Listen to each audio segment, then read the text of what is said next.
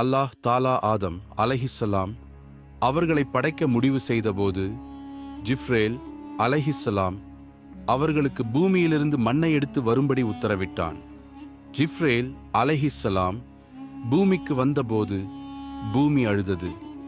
என் மண்ணிலிருந்து மனிதர்கள் படைக்கப்படுவார்கள், அவர்களில் பலர் பாவங்கள் செய்வார்கள். நான் அல்லாஹ்வின் பெயரால் கேட்கிறேன், மண்ணை எடுத்துக் கொள்ளாதீர்கள் என்று பூமி வேண்டியது.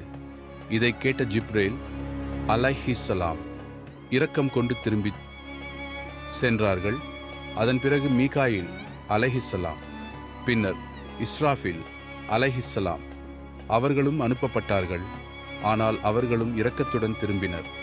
இறுதியாக மலக்குல் மவுத் இஸ்ராயில் அலைஹிஸ்ஸலாம் அனுப்பப்பட்டார்கள்.